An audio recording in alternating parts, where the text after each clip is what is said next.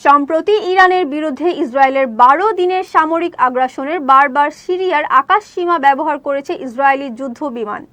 কিন্তু দেশীয় আকাশসীমা লঙ্ঘনের ঘটনায় কোনো প্রতিবাদ তো দূরের কথা, কার্যত নীরব থেকেছেন সিরিয়ার অন্তর্বর্তীকালীন প্রেসিডেন্ট আহমেদ আল শারা।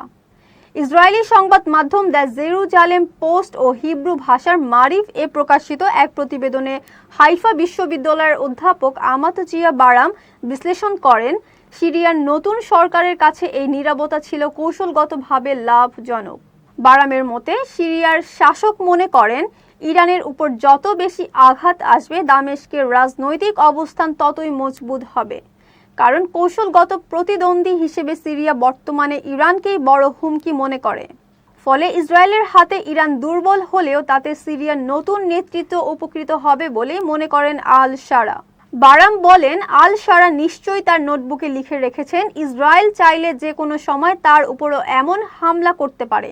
আত্মঘাতী মনোভাব না থাকলে এখন ইসরায়েলের সঙ্গে বিবাদে না জড়ানোই সবচেয়ে বুদ্ধিমানের কাজ।